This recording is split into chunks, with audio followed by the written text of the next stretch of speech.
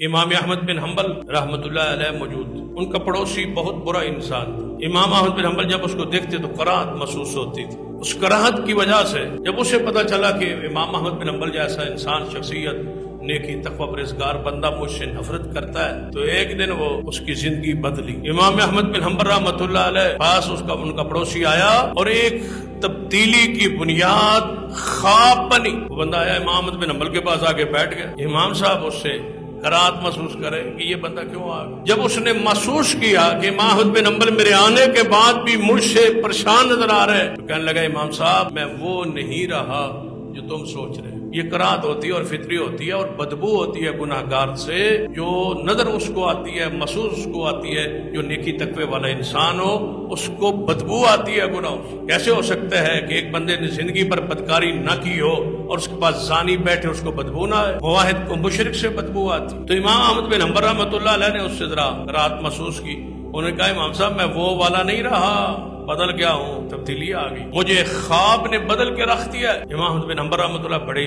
غور سے متوجہ ہوئے، فرمایا کون سا خواب ہے، سناؤ گے مجھے؟ انہوں نے کہا ہاں تو بتاؤ۔ فرمایا میں نے خواب میں رسول اللہ کی زیارت کی، یا اللہ ہمیں بھی کوئی ایسی رات دے دے کہ ہماری آنکھ لگے اور حضور کی زیارت نصیب ہو جائے، ہماری زندگی میں بھی کوئی ایسی خوش قسمت رات ہو کہ جب جس پر وہ کرم کرے۔ ہے تو بندہ گناہگار ہے، لیکن خواب میں کون آ گئے؟ محمد مصطفیٰ صلی اللہ علیہ وسلم۔ فرماتے ہیں امام صاحب میں نے رسول اللہ صلی اللہ علیہ وسلم کو خواب میں دیکھا ہے، آپ ایک اونچی جگہ پر مسند پر تشریف فرمائے اور باقی لوگ سامنے بیٹھے۔ ایک ایک بندہ اٹھتا ہے اور رسول اللہ صلی اللہ علیہ وسلم سے عرض کرتا ہے یا رسول اللہ میرے لیے دعا کیجیے، مجھے معافی کی دعا کیجیے، میرے لیے مغفرت کی دعا کیجیے۔ حضور دعائیں کرتے جا رہے ہیں، وہ ہٹتے جا رہے ہیں، رسول اللہ سے دعائیں کرواتے جا رہے ہیں۔ جب میری باری آئی، میں آخر پہ تھا، تو مجھے اٹھنے کی ہمت ہی نہ ہوئی کہ رسول اللہ کے سامنے میں کیسے جاؤں، میرے تو گناہ ہی بہت زیادہ، میں یہاں کیا کہوں، شرم سے مارے بیٹھا رہا، نہ اٹھ پایا۔ فرماتے ہیں مجھے ندامت ہو رہی تھی کہ رسول اللہ کے سامنے جا کے کیا عرض کروں خواب میں۔ جب سب نے اپنے اپنی دعا کروا کے چلے گئے، میں رہ گیا، میں نہ اٹھ پایا، تو رسول اللہ نے خود رحمت فرمائی اور مجھے مخاطب کرتے ہوئے فرمایا کہ تم نہیں آئے، تم نہیں اٹھے۔